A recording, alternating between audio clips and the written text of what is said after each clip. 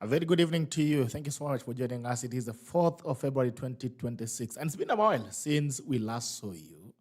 This is a tackle, and we are right back, bigger and bolder. And as usual, please, when you join us, we get to know that you're watching us. And that way, please share. When you share, you give someone else an opportunity to watch the broadcast. So we are right back. It's been a while. I've not seen you guys in almost a couple of years, and every one of you has been asking, Ulipeleko happy show, where did the show go? Now the show is back, and we are also counting on your support as usual. Please, when you join in, we get to know that you're watching us, and after you please share. When you share, you give someone else an opportunity to watch the broadcast. Also, let us know where you're watching us from this evening, which country. We have a lot of diasporans as well who has been following us for the longest time. So when you're joining us, please let us know where you're watching us from. And also remember, you can call in on your show. We'll be giving the number shortly. We are live on YouTube, that is on the tackle, and we're also live on Facebook, GERALD BITOK, and also New Day TV. So please tune in and share the link to friends. Tafadhali sambaza ili tuweze kujuana mapema hii. So we are going to do a quick round of our biggest conversation today actually is on Singapore, the road to Singapore. I'm sure if you're Kenyan, or you are Kenyan either in Kenya or diaspora, you didn't know that kuna safari inasemekana tunaenda ya Singapore. So the biggest question that we're asking tonight is it an illusion? Is it just a funny dream that we're having as a country, or is it a strategic move that is going to change our nation? So let's have the conversation tonight, and we have Daktari OJWANG. OJWANG, it's been a while. Good evening. Good evening. Happy New Year. This is a reunion, is it? It is. Happy New Year, happy 2026. And I want to thank God, who is the author of my life, and the viewers. It feels good to be back. It feels good to be back. And you said bolder. That summarizes it. Yeah, so you can join in the conversation. We also have Wakili MOKAYA. Good evening, sir. Salama sana. Good. This is your debut appearance. It's your first time. Happy New Year. Happy New Year and karibu sana to the tackle. It's a pleasure being here.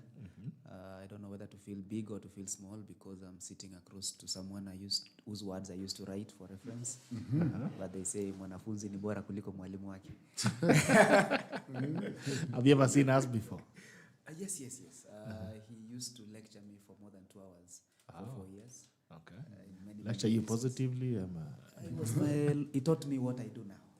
And so he was teaching you? Yes. So that's why I don't know how to feel. Whether to feel small or big. And I think this is my debut here. Karibu sana. Yes. And the student is always get better than their teachers. Yes, they all most likely happens a lot of times. They should. Yes. Actually. And that's the whole aim. That's the goal. When you're giving knowledge, you expect that the person that you're giving knowledge to is going probably to be better than you. So before this, do you ever seen this show anywhere? Bwana MOKAYA? Yes. It feels actually good to move from audience to panelist. So I have very many mixed feelings. We used to watch the 3 years ago. That's the last time you went live, I think. Wow. So looks like you're waiting for me. Yeah, clearly. Looks like it. Karibu nyumbani and feel at home. So the viewers who are joining us, please let us know where you're watching us from this evening. And as usual, please, when you join, we get to know that you're watching us, and that please share. When you share, you give someone else an opportunity to watch the broadcast. Usikuwa mchoyo. So ukifika tafadhali piga like, ukisha like, please share, throw in the link so that we can have as more people as we can. And you can join in the conversation in a few. We're going to open up the lines on 0714-604-531. Tunaambia wakati ambao tunaweza kuingia kwa bunge la mwenye nchi.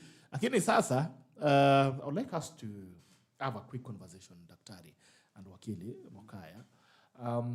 They say, we don't exist in isolation. We exist in a communion of a global space. We exist in a space that includes nations and people and citizens of other nations. And every decision that is made, and there are countries that they say when they sneeze, we don't just catch a cold. We catch pneumonia. So, and we've been seeing what has been happening on the geopolitics. You paid attention. I think you've seen there have been issues with wars, issues with trade exchange wars, and as well tariffs and all those things.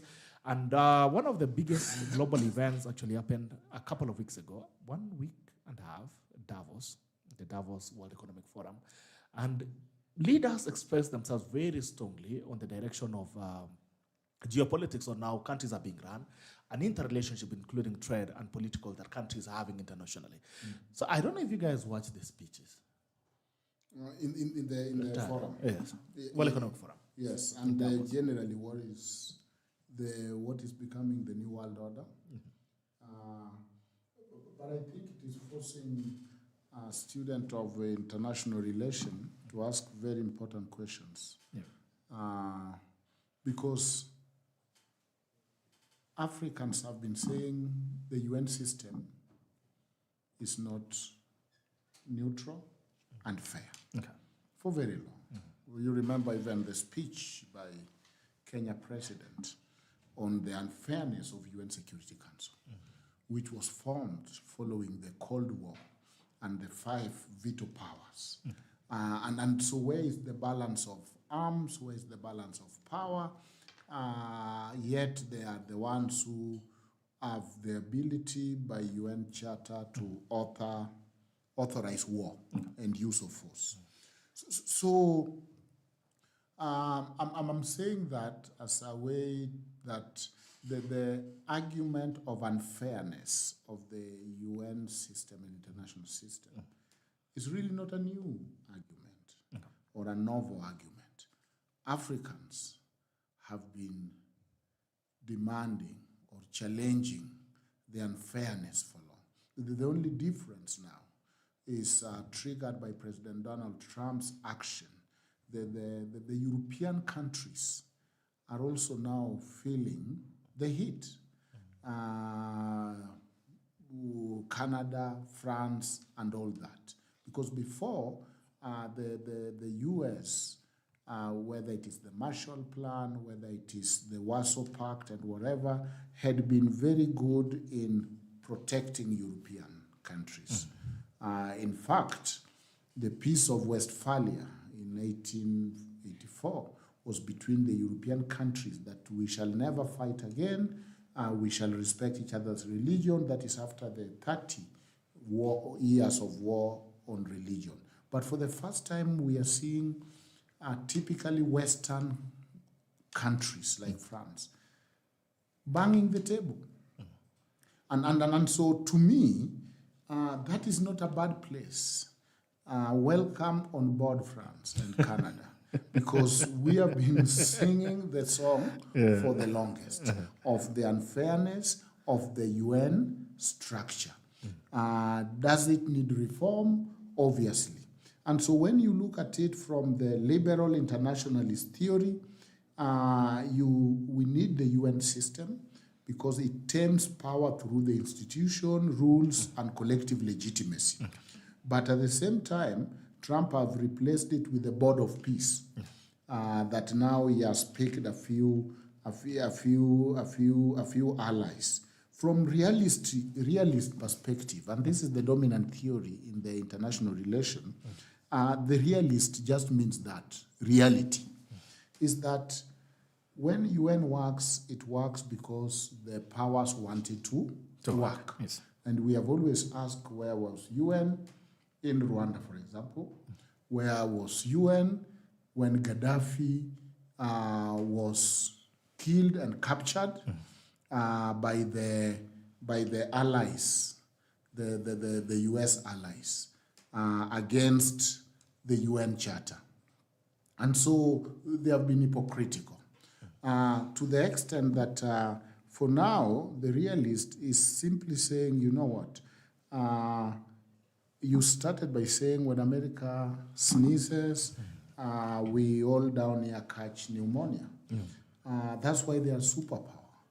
That's why China, with their money, people don't listen to Chinese music. People don't have tattoos, Chinese tattoos on themselves.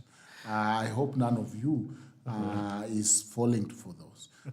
People don't eat Chinese food. Not so much to the extent we are seeing KFC, we are seeing all this. That's what superpower does. You go to iTunes and it's their music. Nobody watch Chinese movies. But by nobody, I mean these Africans, even those who are allied to China, they still want to watch Hollywood movies. Nobody picks Chinese dances and Chinese sitting class. Everyone is working to eat with fork and knife and not with sticks. So you can see that the American culture has dominated, and that's the realist. And because of that, the 5 permanent members institutionalized their wartime dominance at the Security Council, and the argument of is the system fair? I think there have been allegations by African nations. What President Trump is doing has exacerbated the unfairness. The unfairness has even moved to countries we never thought could complain, like Canada and France. And because of that, I think our place as Africans is very good, because you have demanded fairness, and demanded that let us have permanent members also in the Security Council who can veto things, and not non-permanent members. We usually have people who vote, but any non-permanent members.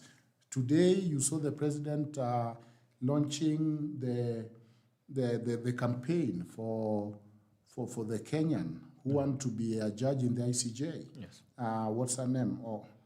Okwa. So Kenya and African place, I don't think that is lost in this multipolar world. We used to have bipolar world where it is the US and Russia. Right now we have multipolar, where we have UAE very strong, where we have Dubai very strong, where we have China, where we have India, where we have US, where we have, and because of that, we are in a good place as Kenya, who changed from being because we are multi-aligned. Yes. And whoever serve our interest, if we want road from China, we go for them. Yes. And we have gone for quite a number. If we want technology from the US, we go there. US just extended our AGOA. We are the first country that got the extension of AGOA.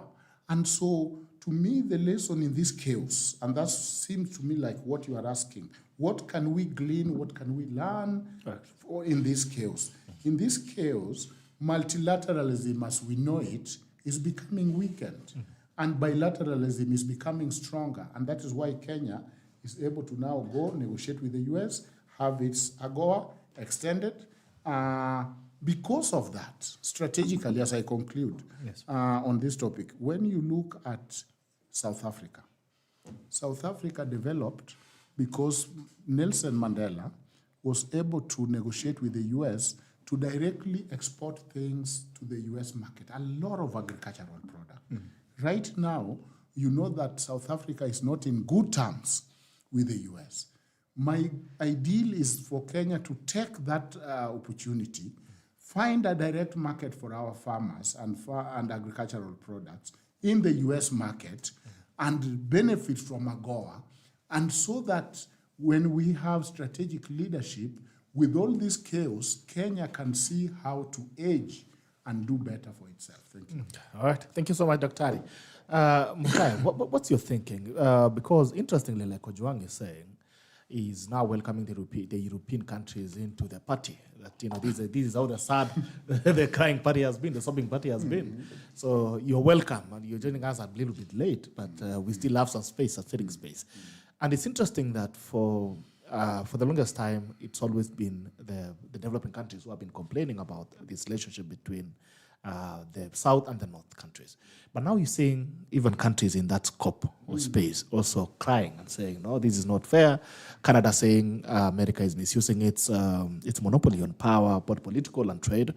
And they're asking the question, are we then entering into a new world order? And then as that happens, what is the fate for both those, the northern side of the world and the southern side? What do you foresee happening in this case? As kids, there used to be that class bully who was known to have the ability to beat everyone, but he never went to war with anyone. And that was a very good defense mechanism to make sure the bully remained on top of the war that he never participated in. So we agree that all bullies are cowards. And that's why they always prey on the weaker ones. And when they are matched with their match, they don't really take up the challenge.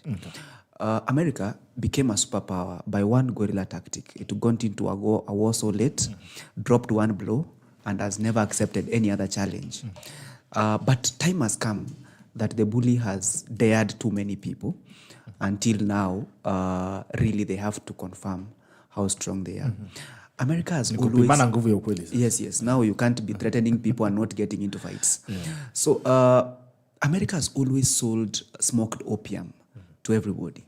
Really, when you question, where does America get its cloth? America sells a feeling. America is great because Americans feel they are great.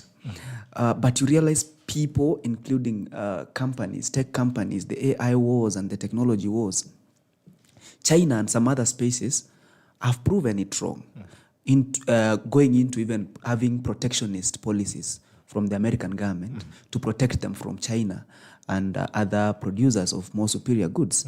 The democratization of information has led us also to know that the picture we drew about Africa was not really a good picture. Wakanda Forever is proving that when you come to Kenya, you don't see a starving child with a plate. You see development, you see skyscrapers, you see things. And with that kind of democratization of information, then we have come also to learn that really the aid we are talking about is actually we are funding our own aid. My cousins who applied to go to the US, the amount of failures they get without refunds could be equal to the amount of aid we get. Yes. So then, I think the bully has dared too many people until he's now daring people who actually have potential to beat the bully. That's now when you get the BRICS coming out with the adidollalization strategy. Russia making moves that are making America not be the superpower it is. Then again, we realize that America has always fought proxy wars that benefit them, how wrong they have been in decisions they have made unilaterally, including the Iraq when they killed somebody and then realized the guns they said he had, he did not really have them. When they watch, as Doc has said, Gaddafi die in a street, when they watch us slaughter each other, but then they pick strategically, this is what we think is wrong, this is what we think is wrong. And the unilateralism that America has always enjoyed, that whatever they say is international law, whatever they don't say is not international law. And virtually speaking, in a law class of international law, you'll be told that international law has no self-executing mechanism. It's a matter of courtesy. If I'm president of Kenya today, I'm not president of Kenya because Kenyans voted for me. I'm president of Kenya because 2-3 presidents sent me a congratulatory message. If I am an international criminal, I won't be an international criminal because I killed people. I'll be an international criminal because America and its club of boys thought so. But when Trump bombs civilians in a remote Middle Eastern country, he can't be an international criminal because him, America and his club of boys did not say so. Then where does Africa come? Trump has reduced Africa to a peripheral partner or a peripheral subject that he uses to pawn onto other superpowers, that he can use Kenya to strategically threaten China that they can do things, but not really a partner. Then China, with its Silk Road, has also been using Africa as a chess, a bishop on the chessboard, where you can move it around to prompt moves from the other side. But then you realize Africa is a third of the world population. There's politics around how even the map of Africa looks like. How much size have we been given? And is it actually a real representation in the ratio of what the globe looks like? In the African map, I believe we are made to look smaller than we are. But we are the market. We are a third of the market. We are a third of labor. We are actually a third of all the world needs. They sell us iPhones. If you don't buy, then you realize the phones don't go as much as they do. So then, the elusive dream of a united Africa makes sense. I agree with the bilateralism that Prof alludes to. But again, what happens if we close off the African market from everybody else until they buy our coffee? What happens if we choose to trade intra-Africa when we reduce our tariffs and rise above the artificial boundaries that were created? What's the difference between Omondi, who's in Uganda, who bears a Ugandan ID, and Omondi, who's just a lake, a river, a big river What is the difference between Wafula, who was a Ugandan ID, who was a sister to the other Wafula, who happens to be on the border, Then if we rise above the artificial boundaries and then realize the coffee from Kenya actually can be bought in Uganda and Nigeria, then they can sell me cola nuts, and then with that, we can actually be self-sustaining. Then the idea that Trump is saying that from aid to trade will start making sense. Then we realize if the vaccine for COVID was created here at Kemri, why did it have to go to the US, be patented there, then we buy it? If the ARVs that have been saving our people was discovered at Kemri, yes, then why can't we do that and repackage it? Because this aid story will make us create our local problems. Then our children don't have to go to be slaves abroad so that they can be kings at home. All right. Prof mentioned something. I was wondering if that is the source of the word bipolar. I was talking about America and Russia having been in a bipolar relationship. But I don't know. So the African heads of state will be meeting in Addis in a week or so. And the question is, even as we talk about the issues of multilateralism and how where Africa is going to face. And there's been a conversation between facing East and facing West. And the debate has been, once you face East, you cannot face West. You have to choose where you want to face. And when you face East, the West will ask, why are you facing East? Okay? And we cannot believe you're facing this direction. So the heads of state will be meeting in a couple of weeks in Addis Ababa for an AU meeting. What do you think? What do you portend, or what do you propose as the conversations that these heads of state should be having going forward as we reflect on the realignment of trade and politics? Thank you. I like the conversation because they are meeting at a very... The world is at the crossroad, isn't it? And everyone is raising the issue of this is not fair. Right. Because even a small child, if they kick the ball and it hit a window and they are punished, and their colleague also do the same and they are not punished, they will raise the issue of unfairness. So it's a justice issue. But the real world, and whether America is now a paper tiger, America had a policy of walk softly but carry a big stick. It has always carried the military might. But of course, talk of democracy, talk of give me your tired one and I'll give them rest. That's the Statue of Liberty. Pursuit of happiness, that everyone is born to pursue happiness. It has been the beacon of hope. There are two kinds of America.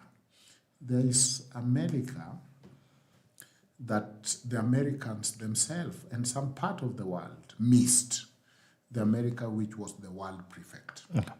And if you saw, even in the US, I saw the number of Arabs in Michigan voting for Trump.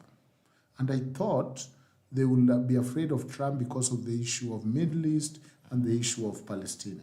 But they said, you know what? Trump will end this war. We want a decisive leader. We want American leadership in the world back. And so Trump maybe has over-exceeded the expectation a little bit, but people wanted America who can rally the world. Trump has done a little more than people bargained for. Not carrying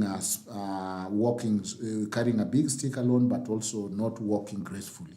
So America have always been able to talk in a way that is pleasing. But do you know how many drones that Obama signed as a president? It was the highest in the US history. Yet, he's a law professor. And he knows the illegal use of war drones if you have not declared a war to go attack that specific person coming from church or from mosque with his family. And so Obama signed the largest number of war drones. If you look at, and that's why I'm saying Trump just lack diplomacy or diplomatic language. And he says it as it is. But America exceptionalism has always been there. When there was Cuba Missile Crisis, America were ready to attack Russia. But America do not want Russia to fight Ukraine that is having or is trying to get nuclear in their backyard. So the American exceptionalism, you have one standard for yourself, but you demand a different standard for others. You bring the world to Rome Statute and say never again. And they sign ICC, International Criminal Court, Rome Statute, and you don't sign. But you still enforce. When your soldiers risk being arrested, you sign a special bilateral agreement with countries to make sure if they are arrested, they cannot be taken to ICC. They should be brought to America. Because you are saying, I'm the world prefect, and I'm able to handle my issues. Never should an American be tried in a foreign court. We have seen rendition, and we have seen that it's not the first time that America have done rendition through kidnapping, and their court have been convenient to say, once you get here, we don't care how you got here. So we saw Maduro in Venezuela. You saw what happened. 150 warplanes went. The planes are made that the Venezuela radar from Russia could not detect. The radar detected when they were on their way coming with Maduro and his wife. The ship that was there, no other ship in Venezuela, and Venezuela have been doing dress rehearsal preparing for US for all this time. Yes. But it was over before they knew it. Less than 1 hour. And Maduro, the president, has been picked, and his wife, and then the next one have been told, and as we are moving to.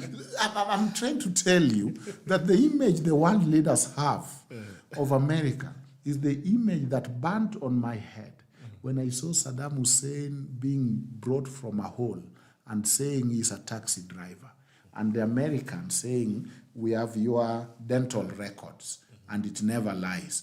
Can you open your mouth? And we see how many cavities do you have? And they said, you are lying to us. You are not, you are Saddam Hussein.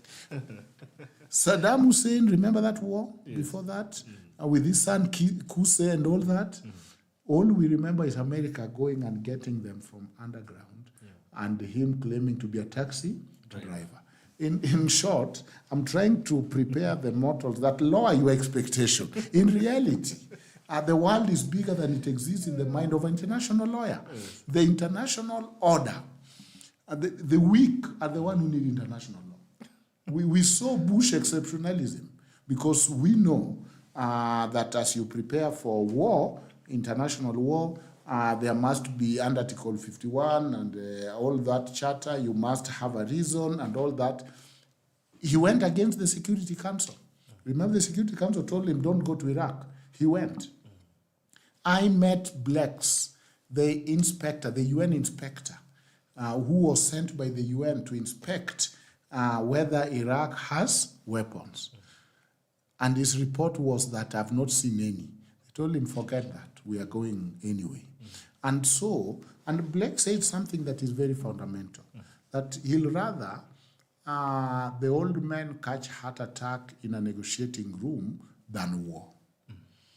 We have seen war, but there is two arguments that perhaps, and Wakili here said that in the Second World War, a US dropped that one bomb that finished the war.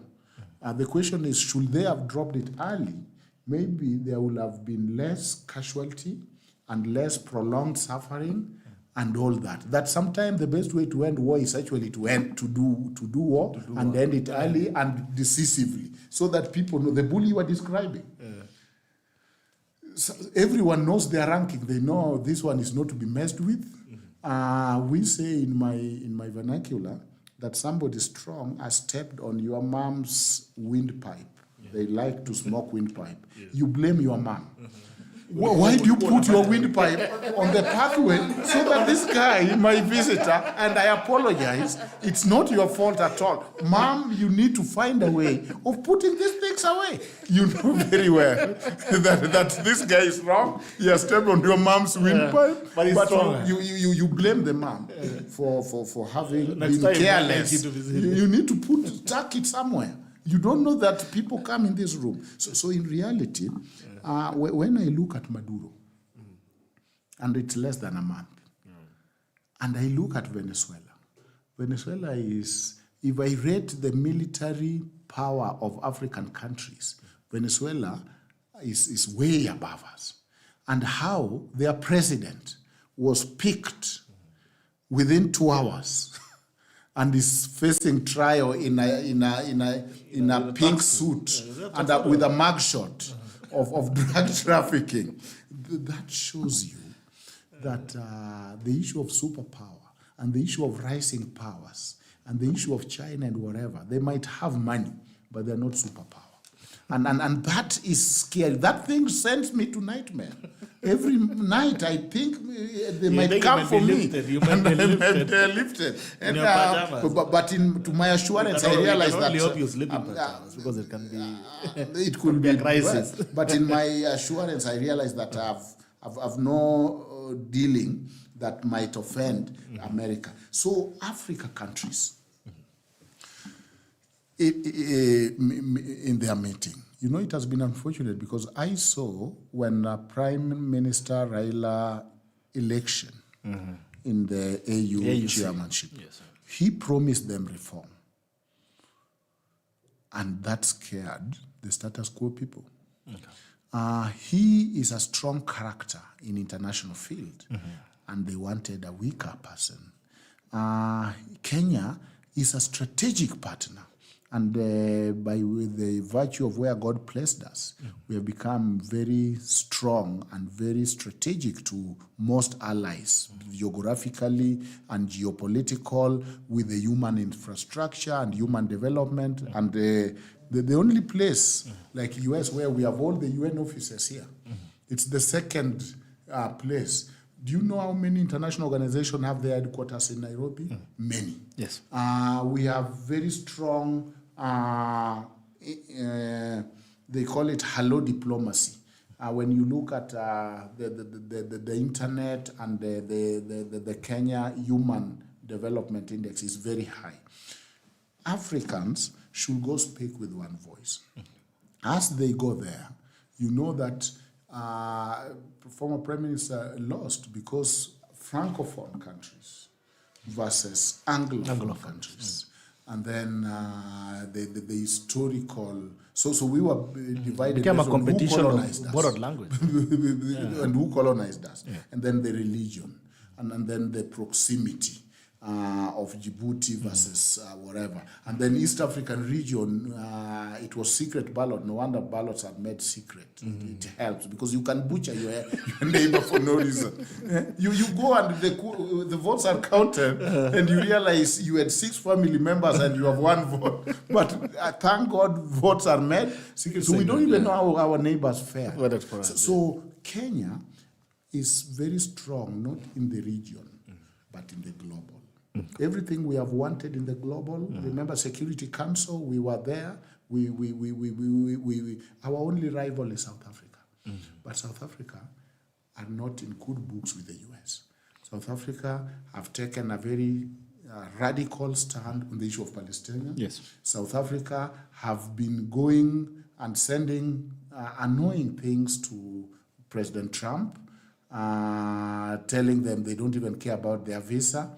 And therefore, Kenya should have the fox hunting mind. Nice. Take advantage of South Africa falling out with the US, dominate, bring them here as investors, protect their interests. There was that deal that they want to build another base here. There was the medical bill. They have extended AGOA for us. But that does not mean when they say, because you started by asking, do we turn west or east? Oh, yes. We just remain where we are. At the center. Become strategic, and it's called strategic alignment. If China is good with infrastructure, continue. If US is good with military power and technology, continue. If Dubai want to do something with our airports, and they have now the best airports, please consider them. So we should not let them not choose for us our enemies. I like what Mandela told the US. He told the US that you can choose your enemies, but you can't choose for me, my friends. And let us be multi-aligned. The word here is multi-aligned. Why are you not tweeting that strong word? Multi-aligned. Oh, we not just aligned, but multi-aligned. Multi-aligned. Do you know how many likes you'll get if you just go to a restaurant, order food, and you say, by the way, I've studied this Kenyan policy and I realize we are kind of multi-aligned. We are moving from... Do you know how many dates you can get? I'm trying to help somebody out. So I think that's where we are. Thank you. All right, thank you.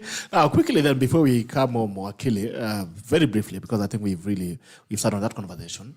As we go to the AU, as we go to Addis for the AU meeting, what should be the language? Because it's very sad that what OJWANG, Dr. OJWANG has brought about, when it came to a point where we need to make a decision on the direction of the AUC, we didn't go into the issues. Like, what are the issues on the table? And talking about reform, what is reform exactly? What are the matters that we need to dissect on the table? We went into who colonized you? Like, were you colonized by the English or you colonized by the French? You went to religion do you come from? Who is whose neighbor? Those things. So then it means that it becomes very difficult for Africa to make a one decision when it comes to international relations. So what should we be looking at? Is it going to be just another meeting of Mandasi and Chai? And if that is the case, then what do we lobby as citizens of Africa? Sovereignty, Gerald, it's a word you can't miss in every paragraph in international law. Okay. By sovereignty, it means what my ancestors used to believe in, that if a woman running away from her husband runs into your house, the husband is stopped from getting into that house, because then that's somebody else's territory. But there is this bully, this country that gets into somebody's house and comes out with their wife. You know, it goes beyond illegal. That if somebody's wife runs into your house to seek refuge, the husband is not allowed to get into that house. But this somebody now coming into your house to pick your wife and take her to discipline her in his very house. You know, it goes beyond illegal. But we have agreed also that international law is courtesy. That it's right because the powerful man says it is. It's wrong because the powerful man said it is. Africa, we have identified ourselves through the names of our slave masters. Sorry as it seems, it is the very reason why we say that our way of life is primitive. But the foreign way of life is educated. It's classic. It's what we want to be associated with.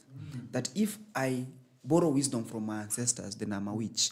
But if I borrow wisdom from Zungu, then I'm postmodern. I look good. But even if you borrow witchcraft from the but you see, witchcraft itself is a question that it's a question that Muzungu could not understand. How through a drum a child could turn in a womb. Then he asked, hey, which craft is this? And then we made it a bad name. But going back to our heads of state should go to Addis as presidents. They should not go to Addis as former colonies. The bad picture that when the president of the US comes to Kenya, he's flagged with high-end cars and government stops functioning until he leaves. And the picture that our presidents go to the US, they are bundled into a matatu and they line up to greet one man. It says a very bad picture. I wish one day Africa could go and say, President William Ruto is the head of the UN, and please go greet that man on our behalf, so that we don't get into a bus President William Ruto, as the president of AU, gets into a Can limo represent the whole Africa. with a siren and is treated as the president of a superpower, because we are, by market, by trade, by skill. We have the best brains. Actually, our melanin can survive anywhere in this world. Some people, they come here, they don't come with 10 liters of sunscreen, they melt. So even naturally, we are stronger. Can we behave just like we should? Can we go there and make Africa Union not a common begging tool to East or West? We can go there as a bargaining chip. United States of Africa has said this. Go to Kenya. The president of Kenya will tell you, please, what Nigeria told you is our general standpoint. With that, can we now granulate down to what your interest is, with the Kenyan interest, with the overarching agreement that this is the common position for Africa. Gado drew a very sarcastic cartoon when we were in high school. I believe there was a lady who was trying to get something from China, but she was in a very small skirt that by bending towards China, the posterior is being exposed to the West. And when the lady turns to speak to China, to the US, again, the same tragedy happens. And somehow she didn't have whatever she should have behind the dress. So then I think Africa, figuratively so, what we should do is wear a longer dress so that when we extend our ball to East, whatever is remaining is exposed to the West, is well covered. And then if we turn to the West, the same happens. Even if we turn to the Middle or even the Far East, our posterior is well covered. All I'm saying is we need to look into the mirror and know, who are we? What are we divided? What are we united? And then be comfortable in our own skin and speak as such. All right. You know, just 1 second. Right now, the biggest trade is carbon credit. Yes. And you see a lot of people coming from UAE and wherever, these big companies, and they are buying those carbon in Africa. Because as the world moves towards working against environment degradation, there will be a time you cannot trade without carbon credit and rebates. Instead, you are seeing strategic companies moving from UAE, moving from Europe, Wazungu, everywhere in the name of saving our animals and environment. Well, why don't they save our congestion? Why don't they save road accidents, Salga? How come all of a sudden our animals are loved? Because they come, they want to buy carbon credit and they want to carbon trade.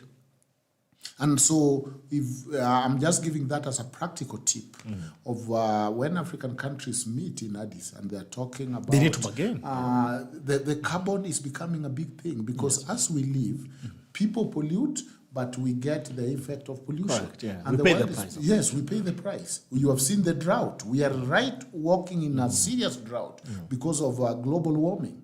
And others have industrialized at our expense and are polluting at our expense. And when we try to industrialize, they tell you, no, you cannot. You cannot watch the environment. And you know, I remember there's a time that Bush said, they cannot sacrifice the comfort of any American in the name of environment. This is somebody who wants to stay here in AC, who wants to have all the nicety in life. The carbon footprint and the amount of carbon that one European causes is bigger than the entire village. In Africa. So that the debate of population or lifestyle. Yet they are not ready to sacrifice. They want to live comfortable life. But us here, we are selling this carbon credit. They are coming to buy our land for carbon credit. We are not doing carbon credit. They want to do it. All of a sudden, if you look at Dr. MOKAYA, he wrote a book. If you go to Laikipia, farms after farms, in the name of rescuing our animals. That this one is to this animal is now afraid a poacher might get him, and therefore I've taken this 50 acres so that this animal can feel at home. And of all the things that you can rescue for us, our animals are important. But why not traffic? Why do you choose what to rescue? Because it has become a trade, and people are buying those land to trade in carbons. All right, Dominic Morara says, good job, Mkuu, asante sana. Kipkembai Barsoget, congratulations, brother. The tackle is back. Edwin Machuki, we are back like we never left. Asante sana, Edwin. Thank you so much. Joseph Kawale says, good news, asante. Thomas Rutherford, amesema mambo ya Singapore in illusion. Matik, don't take good. The show that I had missed a lot. Welcome back, asante. Martin, the good asamba yuko Embakasi South. George Taita, good to see you, George. It's been a while. Saying he's in Mabak, Germany. Good to have you back. Maswach Roberto, asema illusion. Okay, Jeremy Muoro, very nice discussion. Asante sana. Nafikia to Jeremy. So we come back very quickly. George Taita, are you on YouTube? Yes, we're live on YouTube on the tackle. I'll paste the link shortly on the comment section. But sasa turudi nyumbani very quickly before we go to Singapore, because I think we have lost a lot of minutes on the international conversation. So very quickly, and I will wrap up the local issues. I'll begin with the UDA party forum that happened today, and some have argued that it's a finance political showdown. Well, the others have argued that it is the ground speaking and say it is the party of choice as we head into 2022. They say that they had 12,528 aspirants who want to run on the party. There is also the rebut of Azimio. You think you saw the Standard newspaper yesterday that Azimio is coming back. And Kalonzo Musyoka has actually been pinpointed as the party leader for Azimio. And also there's another figure who has been put into the loop, that is the retired Nigerian president, Obasanjo. We've also seen the statement by DCP. They are saying we are not entering Azimio by fire, by thunder to Ingi Yuko. We also saw the interview of ODM Secretary General, Edwin Sifuna, and the sentiments that he had to express. And we've also seen, like my brother here, Wakili, noticed, he said that he has been trying to look at the color of the president's cap. It looks like it's not yellow, it's not orange, it's a mid of yellow, it's burnt orange, mid of yellow and orange. So can we just wrap up quickly on these local political happenings and what it portends on all those scopes? Good that it feels good to get back home. The Mzungu conversation made us look a bit pale. So a lot of English. Kizungu mingi. Now on today's happening at State House, politics is a popularity contest. The first thing you ask to a 5-year-old to know whether they are thinking correctly is what is wrong with that. If they come and tell you, Daddy, the middle finger is bad, the question you need to ask so that you confirm what the child is talking about without giving them more details that they need is to ask, baby, so what's wrong with the middle finger? Then the child will tell you it's longer than all other fingers. Then you realize, by the way, you are the problem. So if politics is a show of might in terms of popularity, then what is wrong with that? Then you realize there's everything right with that as long as you are not an opponent.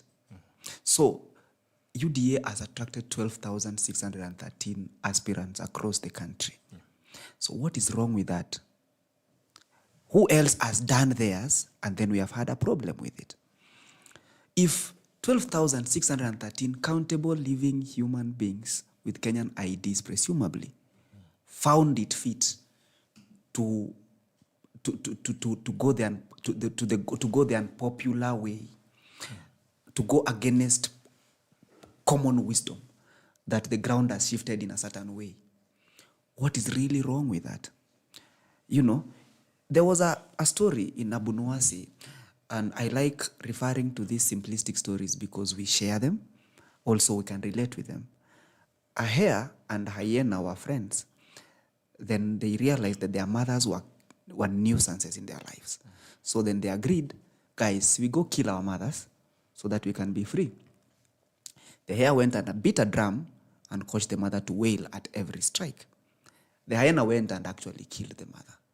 Tomorrow when the hyena was an orphan, the hair had somewhere to go for lunch. So if somebody is beating a drum, why are you having a problem with them when you're killing your mother? So then you should not ask questions when you have agreed to do what you are advised to do without questioning. So then the only litmus paper here is what you are telling us that the ground has moved really true when everybody is realizing that there were 12,613 yellow capes in some quarters. Whether they went there for some reason which you don't agree with, the question is, what is really wrong with that? Yeah, I think you know, I saw what the minority whip merely posted. And I took that, actually it's how I noticed that there was something UDA in town. Your enemies are always right. It's only that they focus on your weakness. This thing Kenyans like of haters know when you suck. Only that your friends might not tell you, boss, you suck here. And so when I see Millie, because Millie has been has not been very good ally of broad-based and anything broad.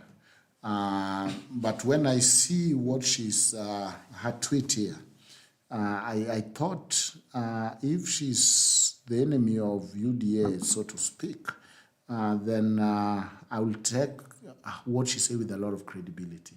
She's saying, I've been observing the party UDA keenly for the last 3 months. They plan, they organize, and execute. They create perception and set the stage for an outcome. Other parties are either playing catch-up with them or cheering on the sideline. And so I think that is aptly put. Now, Azimio is back. And we know that whether it is a rebaptism of Azimio or a rebirth or a facelift, but it is back. Regardless. And because it is back, or as President Uhuru liked, irregardless.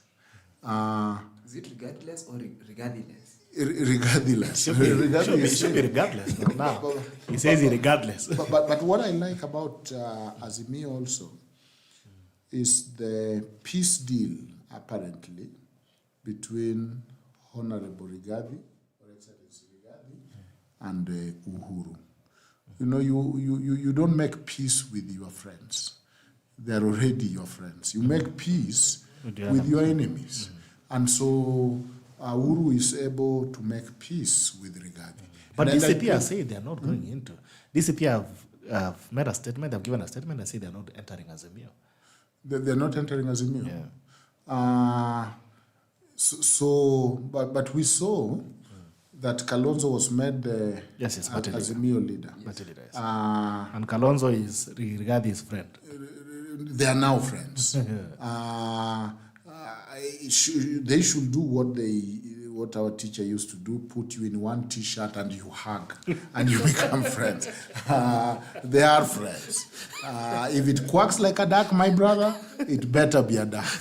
If it barks like a dog, it is a dog. There is no science. It looks like they are talking and then they have camaraderie among them. Because of that, I think there is some momentum there between Azimio. I saw the choice of Karoli as the Secretary General and the removal of Sifuna.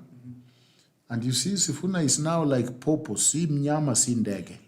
And really the world is bigger than it exists in Sifuna's mind. I listened to him yesterday and I was more confused at the end of the interview than I began. Except if you are keen, he's actually toning down. Because he came and said, I will stay in ODM, but I will not vote for Ruto. I will vote for someone else, but I will stay. And I will not even, I will be okay with not being the secretary. I think he's speaking prophetically. But which ODM? Because now, if we are having if ODM is going to have a coalition with UDA, as our brother here suggested to the color of the cape, then which ODM is he going to be in? No, he said even if they work with the UDA, he will not leave ODM, but he will neither vote for the president. So that's why I'm saying. So he's saying he's in the party but not in the coalition. That looks like a confusion right there, and he's okay with not being Secretary General. But you can see when somebody is cornered, can you? Wakili, you know when lawyers are cornered, they back up in style. you talk less and you squeak as you go. Yeah, have you seen a dog hit well? And he first make the big sound as the stone hits, but he makes subsequent smaller sounds as he runs away. That's what I saw. And I might be wrong, but if Okwaro, with the Okwaro interview, that's the picture I saw in the interview. In court, if you're cornered, first you start with the law is very clear. Then you start calling judges guys, and then you bang the table and seek an adjournment. But so on Sifuna, I think we should allow the gentleman to mourn, because we say in my language that an orphan does not choose which house they'll sleep at, because then their house is empty and there's no food in their house. So really, this orphan, allow the orphan to settle in and know that they don't have a choice on which house will adopt them. On the presidential cape, I've not seen a more disciplined, more predictable politician like our current president. Give it to him. He attends 3 meetings in a day, hosting more than 5,000 people in different counties. One man, when the opponents are sipping tea and waiting for cameras to switch on so that they give a press statement. So he can't be missing in his tone of colors. That is always having his clothes fitting the same way, but somehow he's color clashing his cape. The tangerine kind of color, it's interesting that in a table of men, we are very exact in colors today, speaks to a marriage that this yellow might have married orange to get to that tangerine kind of cape, and the confidence with which he speaks on the trajectory they are moving with the brotherhood with ODM. Also the confidence with which the leadership in ODM, whether interim or not, the boyfriend of your mother is your father, whether they are married or not. Whether you like it or not. Really. So the confidence with which the honchos in ODM say that we are going into negotiations with other party, starting with UDA. If you are starting a conversation with your banker first before you talk to your debtors, you really know where this ends. So it has subtle messaging on how this is panning out. Azimio was Raila Odinga, and actually the biggest shareholder of Azimio was ODM. If you remove ODM from Azimio, you have a very beautiful shell. If so, you have this marriage that has been midwifed by a Nigerian, so to speak, that now we have a new Azimio leader.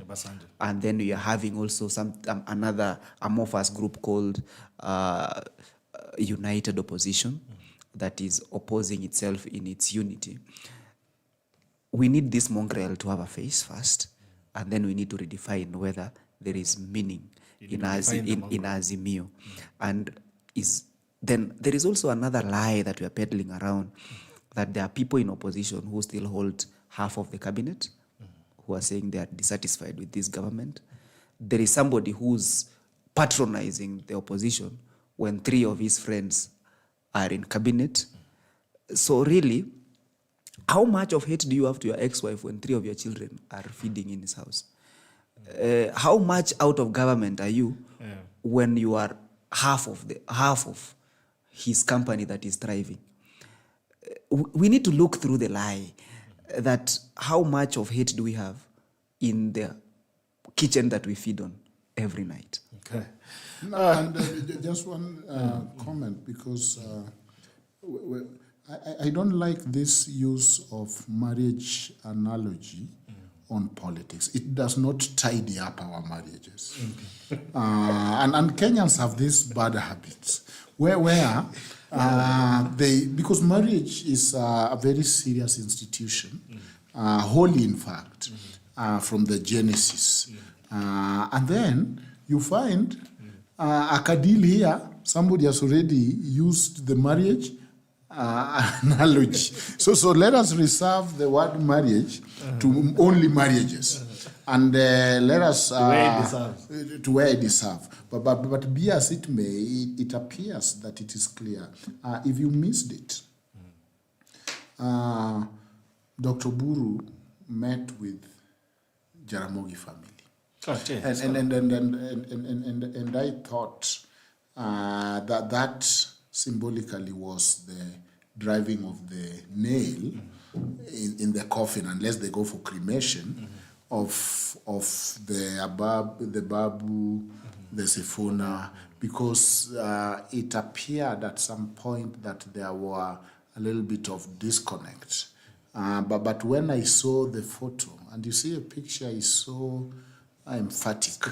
When you see Adhiambo next to the big brother, and on the right is Winnie, then I said it sucks to be Babu. Okay, all right, let's see what comeback we get from that. Just Yusuf, Goodall's team thought Singapore is not real. Yeah, we'll get to that very quickly. Maureen Tonyok, great, you're back on air again. Maureen, Wollongong, Australia. Wollongong, Australia. Asante sana diasporans, and really, really exciting to have you back. My friend Boni Manyala, we had missed this. Bravo. Asante sana Boni Manyala. Asante. Nico Kialo is watching. Thank you, Nico. Kaugiria Turanira. Good job, BITOK. Asante sana Daktari. Good to have you here. Please share the broadcast as well. Boni Manyala tuned in from Busia County. Asante sana watu wa Busia. Kala British Tarus, you are back. Yes, Councillor. British Tarus, you are back. Councillor, you've been very consistent as well, Asante. Protect Langat, when you see Gerald BITOK backs the issue, the tackle show, just know the campaign's kickoff whistle is about to start. He's always on point, draw, and always on the winning side. Okay? That's left to analysis. Victor Rono, Mike has a problem. Please, the technical team, check the mics, please. Ambassador Loro Ekile Maria. Asante sana, Ambassador. Thank you so much to our Lord. Totembea Rastas of the world, you are back. Yes, we are very much back. Victor Rono, sound, please. Technical team, please look at the sound. Kelvin Mashari Irungu, it's drought and famine disturbing you, panelists. Okay. Before you move us to Singapore, yes. you know law is words. There's a difference between alliances, political alliance, and political coalition. Okay. And so I feel that way because we discuss the UDA, ODM, and then in the same breath, move to the other side and talk of the opposition, almost as a coalition. They have not spoke of forming a coalition. And that's why DCP said we are not part of Azimio coalition. And alliances is loose. Is strategic arrangement, always informal, temporary friendship, temporary, time-bound, allowing political party to act and cooperate on an issue. Alliances are tactical, and they are formed to achieve specific objective, but they are not permanent. But you see, when you talk of a coalition, like the one that UDA is trying to form with ODM, it's a legal instrument. The political parties act. It must be registered by the registrar of political party. The poll and the deed must be registered. You must come with a common ideology. You must talk of the structure. So it becomes more formalized and more serious, unlike the loose arrangement of alliances. And so I think we should know that the opposition have not talked so much of a coalition. Okay. Have they promised we will never break up? Yeah. They're still fumbling through. Which usually, I'm not a marriage counselor, but that is usually common with troubled marriages. When you see a lot of sacrifice, we will never leave each other. go wait at the divorce table, because it's usually, you know, the human mind, subconsciously, what you want to do, you feel if you have said it, you will not do it. When you see places with, this is a corruption-free zone, it is the very, that's why they That is where the corruption is. yeah. If you see the nini, because the real culture is the unwritten one. Yeah, and you're very right. If you see usikojoa hapa, it's always wet. The grass is bad. Utachapwa, sijui utasabwa copy. You find somebody. Actually, that's why you because you point at the right. even if you look at Nairobi and you try to help yourself, that place just look like urinal. Even the owner knows that this place, if I don't put a sign, and hopefully with the sign, I think he has shifted immediately to be a nice place, but it's still trashy and really a place to meet. So coalition and alliance are different. Okay. It's pleasing how Prof is running away from marriage analogies, then again using it. But now that he has taken us back to the marriage, The international law. I'll want to say that there's something called a prenup, which happens more in the West. So on these political marriages that Prof is running away from, if you have more than 2 lines in your prenup, then don't get into that marriage. Okay. Are you speaking to someone? Diagon Kipori, nice, you're back. Asante sana. Kipchumba K. Dan, BITOK, the tackle is back. Now this is the root, brother. Asante sana. I really wish that this thing lived on. It's alive. That's why we're here. You can imagine the fluid knowledge we have been missing, very informing as it is empowering. All right? You say the timing is always right. So let's fly off to Singapore very quickly. I wanted us to talk about Nyota, but now we don't have enough time for that. So let's go straight to Singapore. Now, suddenly, the nation is having a debate around going abroad. And not just a few people going abroad, because we've been going anyway. We're saying the whole country, now we're moving to Singapore. I don't know whether physically the panelists will make us understand, or we are going to go through the telescope or through inspiration. I'm not sure, or even maybe the witchcraft that Wakili was talking about. But apparently, we're supposed to be heading somewhere. And that somewhere is Singapore. And the question is, as we've asked there, this Singapore story, is it an illusion? Are we seeing things? Are we hallucinating? Or is it an inspiration and a strategy of where the nation needs to go? I'll start with you, Wakili, because where I come from, they say the moat was yours. Yeah, they might. I mean, so, Singapore is not a destination proper. It's an aspirational destination. They say, the wise, that if the people you are talking to are not listening, then stop talking. Every message has an audience, and this audience presumes that the Kenyan population used the school fees that Kibaki paid for us well, so that we can understand metaphors, so that misemo na nahau are not strange to us. But when you use misemo and people pick the literal meaning and run with it, then it looks like we should apologize to Kibaki for wasting money in educating this population. We became lawyers because we watched Orengos and Mutungas and Kina DUNCAN OJWANG argue cases in court. When I told my parent that I want to be DUNCAN OJWANG, I did not leave my body and being and moved to be DUNCAN OJWANG. OJWANG was a mirror to which I look at, and then if I aim at the sun and fail, then at least I'll be a star. That is what the president is doing. Without dreaming, the reason we ask kids, what do you want to be in future? It's not because we expect them to know what they want to be in future. We want to calibrate them into knowing that tomorrow is worth waiting for, because the promise is that it will be better than today. But if we are where we should be today, then we are better off dead, because the only person who was satisfied was killed the next day in the Bible, the rich fool that said, I've gathered all I need, I have all I need till I die, then I don't have to work the single day. The prophet came and told him, for that reason, you have spent your usefulness, and the gods will take your soul this day. So the Singapore story is lofty lofty enough that the president relied on our faculties to understand it. It also speaks to the culture that we have. Then if this lofty idea, it's surprising that we understood the Vision 2030 that didn't have an aim, but somehow we can't understand this target when it's pointed at us. Moses raised a snake for the Israelites to look at so that they can elevate their ideal towards what they were looking at. Christianity elevates Jesus on the cross. That's not a good picture to look at. But it shows us how Jesus on the cross is so fundamental to the Christian faith that we know life is suffering, and the highest belief is to suffer so well to a highest ideal. But if we look at Jesus on the cross and then say, hey, but now we don't want to die, then Christianity lacks meaning. So then, what is Singapore here? It's not a country. We are not boarding a plane. It's sad that we are spending time to decipher what could be basic literature, fasihi. We want to do what Lee Kuan Yew did.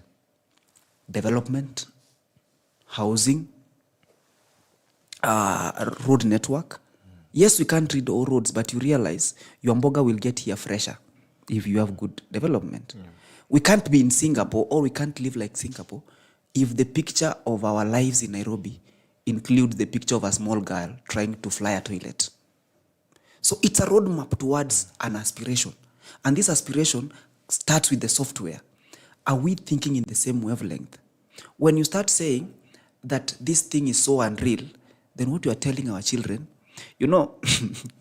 it's funny that the person who's the flag bearer of killing this dream, the same person who was saying that his first order of business is to bring down all developments that were done in this government, when we know governments are continuum.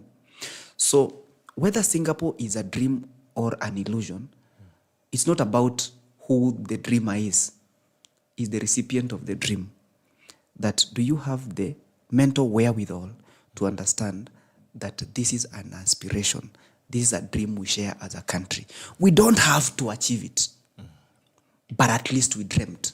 Not all people who went to school got an A, but with an A as a yardstick, some of us landed on Bs, and that's where we are where we are.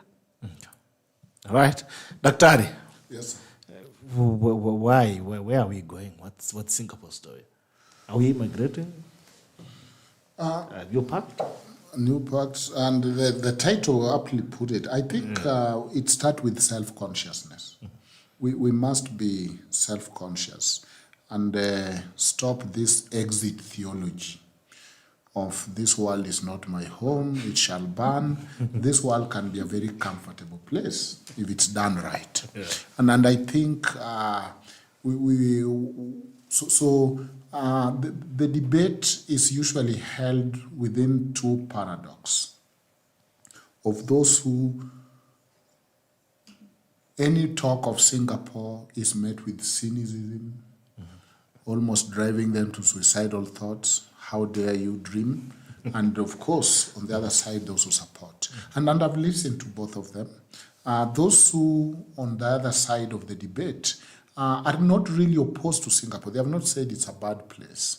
They have no faith in one themselves, because that Singapore will take all of us to get to Singapore. And so what they're saying is they do not see anywhere, any reason to keep inspired and to keep the hope for beyond the series of disappointment that they feel they have seen in this lifetime and in this country. So it's a trauma issue. So they're traumatized. And with the trauma, you know there is the poverty culture. It's a full culture. Where you meet people in my village, you say, mimi ni maskini mjeuri.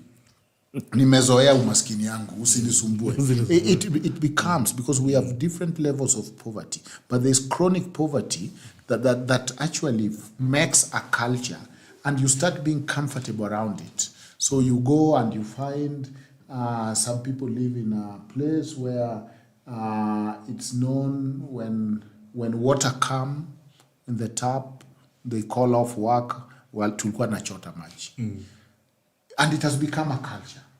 And they have so many containers in their house because they have to chota maji. That is a symptom that the water is not steady in that neighborhood. But they have made a culture around it that you find them with mitungi ya maji, and that has become what we associate with the feminism for them. So they have been socialized bad, but they have coped. But some of their coping mechanism could have been unhealthy coping. So that is one side. Another side, because think about it, BITOK. If you are asked, where do you want to see Kenya in 20 years to come? Because that is really the conversation we are having. Yeah. That's a debate. And in 20 years to come, Kenya can either decline, it's a possibility. It can be worse. Things can get worse very fast. Or it can stagnate. Or it can really improve. And therefore, I believe that is why those who are leaders and transformational leaders must see beyond where things are. And that is what makes a difference between the leaders, call them dreamers, call them bold, and those who are watching status quo or business as usual. Because if you are asked, where do you want to see Kenya in 30 years? And if you don't have a vision for Kenya, then why are you in the office? Why are you a public servant? Why are you taking salary? Why are you a teacher? If all you are doing is holding people's hand through this poverty. You're saying we cannot get more knowledge than we have. Yes. So why in class? Then why live? Have you considered? So these are people in suicidal watch list, in my view, because things can get messy very fast. Because if you lose hope in life, and this is not a laughing matter, I'm saying it with a lot of pain, because when you don't see reason to live, and if you don't see a reason to improve, and you blame everyone and not yourself. Everyone is, with people like BITOK in the neighborhood, we cannot get where we are going. Yet the real problem is me, Duncan. Yes. Do you see how that is escapist? So you either numb your pain, or you come with theories and you become sarcastic. But we had Kenya Vision 2030. So why is Singapore different? And it is ending soon. We had the first paper that Tomboya wrote on what we wanted to be, the national paper, the sessional paper 10. Which said, let us only develop a few places and leave others. That is sessional paper 10. We have seen different development models. We have seen SDGs, 17 of them. We have seen MDGs, and we have seen different effort to look at the future. So what is wrong with talking about what we want to be? The very analogy of a worm which transforms to become a butterfly that we love so much. And therefore, to me, what else do we talk about when we talk of Kenyans, about our future, if it is not to inspire each other and demand of each other that we can do better, and demand of those leaders? To me, let those words be spoken by anybody. Then we can hold them accountable and say, with this behavior, surely are we going to make it to Singapore?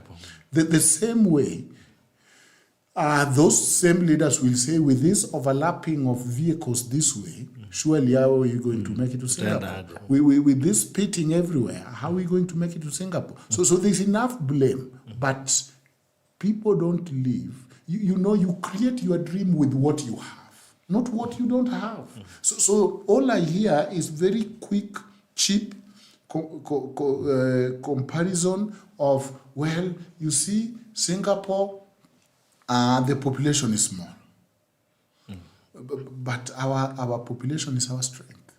Unemployment is high. But these are very well-trained labor force and human development. And these are customers. Or in Singapore, because look what Singapore did. And he did talk of Moses and the issue of what do you have in your hand. Singapore had nothing apart from one pot. And they said, you know what? They are producing nothing. They don't have what we have. But they just became tired of chronic poverty and said, we must do something about this poverty. It has to stop with us. Let the circle stop with us. And they went, and Lee decided to do things differently. And voila, here we have Singapore. We know that Singapore had the worst corruption. Look at the statistics. And that's why they are the best case study for Kenya. That when they now had a vision of where they were going, it inspired their action. You see, you don't live to comply with the law. You live because you have inspiration of what you want to do in future. People who have lived longer life are those who still have something to do in future. But if you simply live the way I see people go to Facebook and say, well, I'm up. So what if you have woken up? So it's the inspiration that keep people going. And that inspiration is what should keep Kenyans going. We want to improve. We want to get better. We have the ingredient. We are not trying to be Singapore. We might be even better than Singapore, but we must inspire each other. And Singapore is a metaphor of being first-class country. I had a privilege at the age of 20 to live in the US for 14 years. And what I was telling you is that story where I'm being told by my mom, have you bought a bucket? You know, because I was a young person, she's trying to help me settle. I'm like, Mom, you don't understand. Yeah, we don't need buckets. You need buckets in Homa Bay to trap water or rain. Here, there's always water. Yes. We don't need, my son, have you eaten? Do you know you get to the US and at midnight you wake up and you feel like you want pizza? You call it and Papa John's deliver it on the door. And you wake up, eat your pizza, watch one movie and go back to sleep. And if you tell your mother that's what happened, they should not believe it. No, because we come from a place where kibiriti ilikuwa imewekwa, moto imezimwa, kesho. We had to say that usiku naongeza na kulala. Even if you are not full, my son, just sleep. Tomorrow we will fill it up in the morning. That is the idea of first-class countries. That is what we can do as first class, where we can have people being treated with dignity, like Shah is trying to do, where we can have housing, because Singapore, and Wakili said it very well, that Singapore started with the issue of housing. We live in Kenya, where our farming is not well planned. People have big land that they are not using, they are not producing anything. And with Singapore, look, statistics shows that a lot of families in the informal settlement, the children undergo a lot of bad things like even rape. There is no privacy. You live in one room. If that's a single lady or a single man, the boyfriend comes to the same room. The children are here, and they get to watch horror movies. And in the process, the issue of morality, the issue of human dignity is compromised. There's high rate of rape. There's studies, sociologists have shown us. Now, you start with housing. You tell them, why do we have 5,000 shanties? And we are hogging, Kibera is about 600 acres. 600 acres. We can take and build one building going up and free and release this land for productivity. Now, if that's not planning, then what is? And do that. You go to those informal settlements and say, you know what? Nairobi have been a city of contradiction.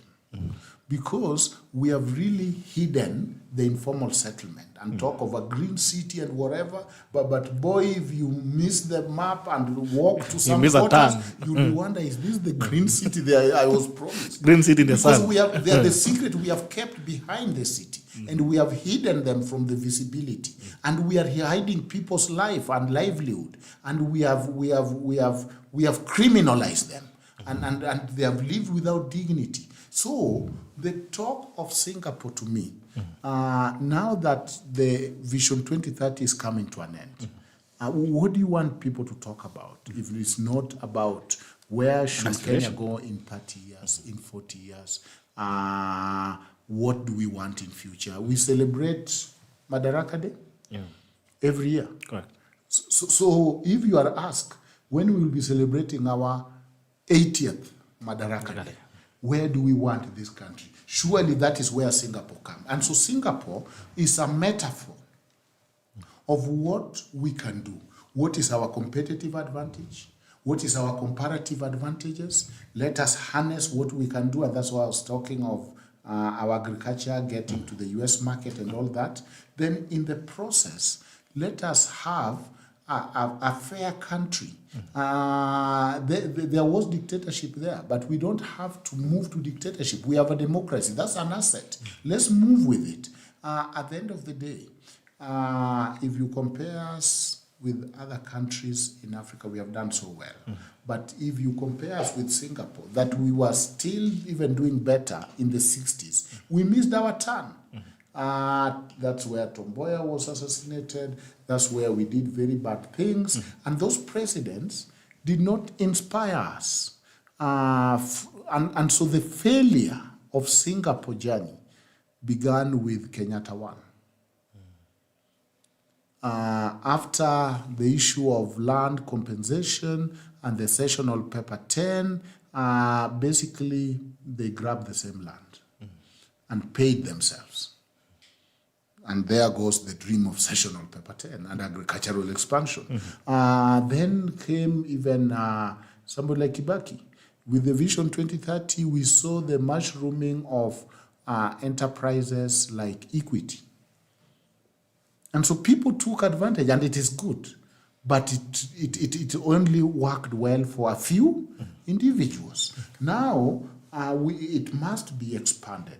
And let me conclude by saying, BITOK, that the people who so hardly oppose the issue of Singapore are already living in first class.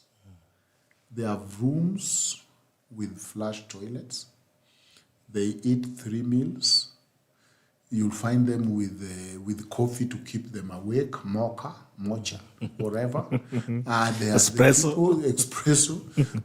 There are people who have already ordered gifts for Valentine. There are people who take planes. There are people who are putting on wool. There are people who speak this borrowed English as they use it to oppose. So this Singapore is for opposing Singapore. They're opposing it for others. They're already in themselves. Singapore. Yes. Now look at those politicians talking of Singapore wapi, coming from a Land Cruiser with AC, with a bodyguard, having eaten in a steak, a rare, and with a 3-piece suit, and going to sleep with a house with a pool. And then you tell me that we live in 2 countries where there are those who have already arrived before us, and we are not in the same country. And there are the people who are looking back and saying, don't come. Singapore is very bad, guys. let me not hear you. There's this thing you guys want to entertain. There's a place called Singapore. Let me tell you who wants Singapore, yet they live in Singapore. So then, what Prof is saying, I think Prof inspires you to nearly preach. So what is a good road to somebody who has a Land Cruiser with air suspension? What does our education have to do with somebody who airlifts their children to Molo, where they don't have car parks, they have chopper parks, and their children are lined up for scholarship in Britain? What is modern, what is affordable housing to somebody who's living in half an acre with a house with everything that they'll ever need, and a ranch in Kilgoris or Nanyuki in case they get bored with the polluted air in this country. What is the importance of medical care in this country when they have a first-class ticket and a personal doctor who can book them any hospital in this world in a minute? What then is a subsidy on fertilizer to somebody who can afford any meal, who the last time he asked for a price of a bread was just to know what to say in a political rally? What really is security, improvement or even beefing of security for somebody who has 4 bodyguards all the time, all armed? Then you realize our lives are not the same. When we're dreaming of Singapore, the sustenances that we need, that all we think are near luxuries, are the normal lives of some people. So they can't understand. They can't understand us when we say we need to fix our education, because it doesn't speak to their real. When you talk about university education, they don't understand, because their 2 boys are in Australia, the other one is in the UK, and their problem is that their credit card is going below $1,000. When you talk about standard of living, they don't really understand, because they see us in voter numbers and not in human beings. When we say that we can't get to Naivasha for Safari Rally next month in good time, they just fly there in 30 minutes. They don't really understand what our problems are. So then we need to granulate every message to its audience, because the response to every message speaks to its audience. And that's why we have said in other forums that there is a reason why all kid products have cartoon faces facing down. It's because the buyer of the product is not the payer. It's not the one who pays, but the child who throws a tantrum when they look at Kinder Joy because the cartoon looks at them. So the people opposing this Singapore dream, it doesn't matter to them, because the message of salvation is nonsense to those who are perishing. Is it that they don't understand, or they just don't want you to go to Singapore? Because you're saying they're already there. It's not their message. Is it an issue of understanding, or is there an issue of coalition of existence? Pagans don't necessarily know that the Bible exists. They just choose that hell looks fancier than heaven. But you know, Singapore also disrupts the status quo, doesn't it? It does. And who is favored and who benefits from our non-Singapore journey? Who benefits from the disorganization in the Matatu? Who benefits from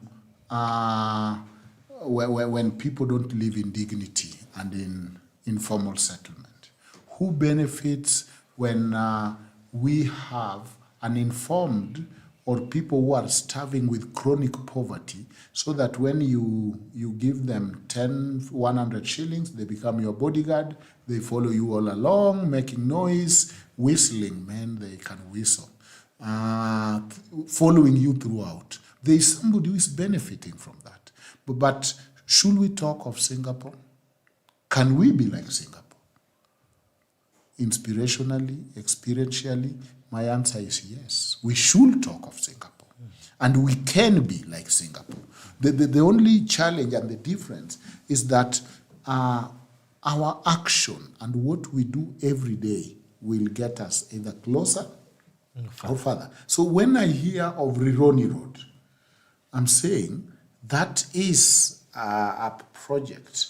When you release the traffic jam that is there on our people going home, you'll have moved us closer. When we talk of airport upgrades, then we are talking of doing things. So Singapore is a sum total of the daily activities. The less you spit on the concrete, the faster we'll get there, man. So just get with it. The more we do good things, if we talk of agriculture and subsidized fertilizer, we are already doing something towards our Singapore journey. If we talk of ICT and the access to better education, if we talk, so to me, Singapore is the sum total of all what we can do towards getting a better Kenya. And eventually, my emphasis is that let us stop this exit theology. You know, there have been even argument that Christianity has been used as an excuse. And there's a connection between many churches, many prayers, and poverty. And I don't think it is a criticism to the general Christianity or religion, but to the exit theology of I have a shoe, the way Wazungu used to tell us, I have mine on my feet, you'll put yours over Jordan. Don't worry. Stay as a good soldier of the cross. Yours is coming for sure over Jordan. But them, they have shoe on their feet. Yes. So you said a word that I like, trauma. As we talk to our people, and that's why the first step is consciousness, let us know that we are dealing with people who have been traumatized by poverty. That poverty become chronic, become a full culture, and actually adopt a life of its own. That if you come and tell somebody who has been traumatized that you know there is light at the end of the tunnel, you'll just see that that's a moving truck, a train that is going to hit them.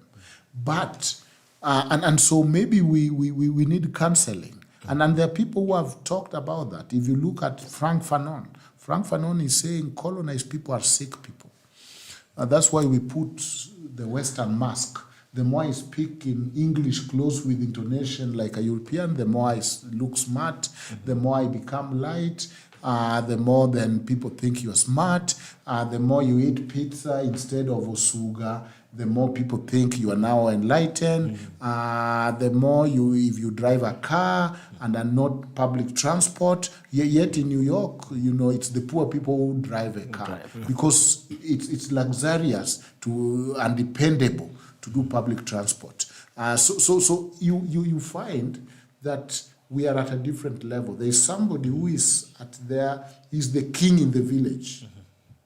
You know, I came from a village where the government had to do inspection of toilets and people to build for the utensils.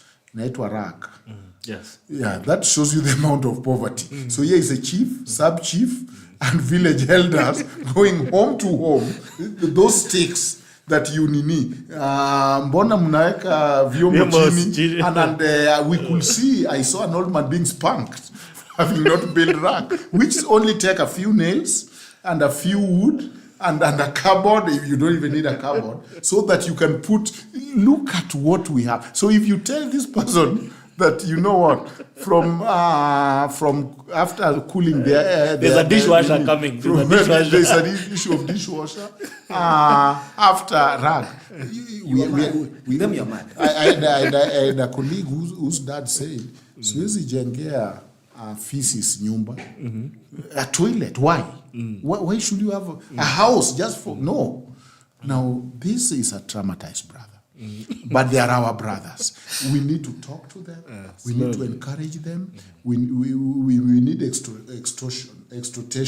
Those who can kemea demons. Because poverty, I don't think God made us to be poor. You know, poverty takes so much from us. Including the human dignity. It leaves us without a choice. That's why if you go to first world country, I went there and somebody's in third year, but major undecided. Somebody can be a journalist today like you, tomorrow he decides, I want to be a police officer. There is no running around for how many kilometers because we are trying to limit the number. You just go to the headquarters, you sign, you go for training, you are a police officer. You find someone saying, I'm tired of being a police, because there's options. Yes. You know, life was meant in its abundance to have you have options. We have in our 2010 Constitution different rights, but we are broke. And who is going to pay for them? We are not a very rich country, and that's the oxymoron. You have freedom of movement, Right, but without how far can you walk? You don't have a passport. You don't have fare. Imekuliwa, you are fighting over 50 bob. You are to come.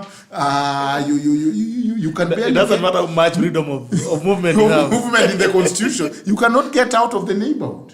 You have right to water. You have seen But if there's no water, containers on the line kwa mfereji looking for water, and you have no dignity because you have one container and it is a lot of money and it's being used. You have right to food, but who owes you food? Who should bring you pizza every day in your door?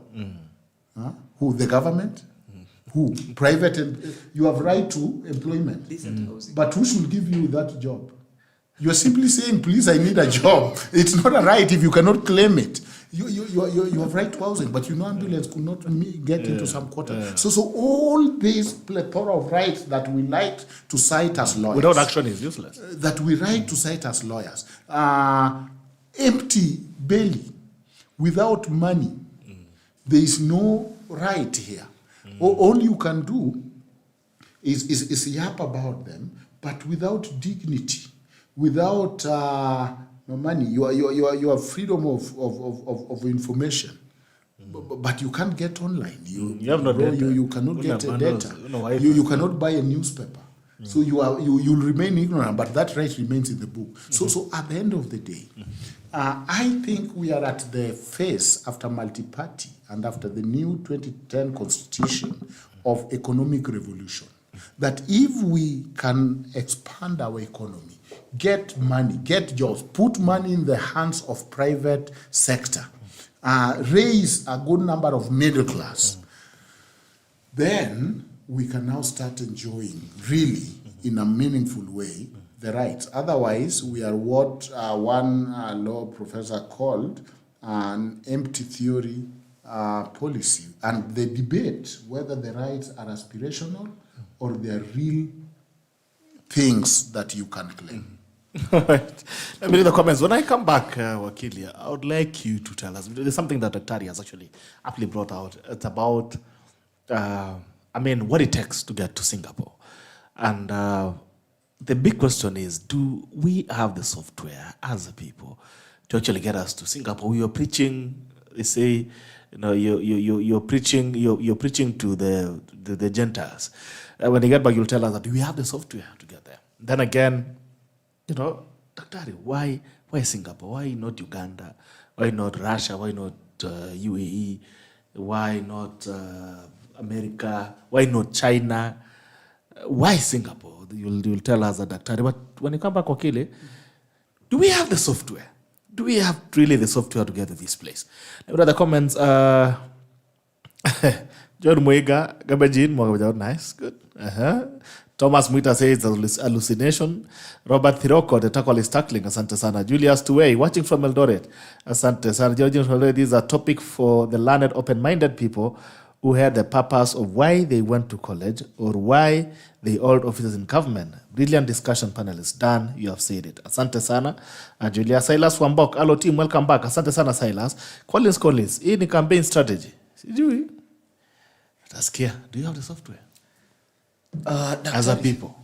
Like it was even talking about the overtaking. Unakaa kidogo jamaa overlap matatu anakukujia. We have spitting carelessly. We have the issues of uzikojoa hapa ndio wanakojoa.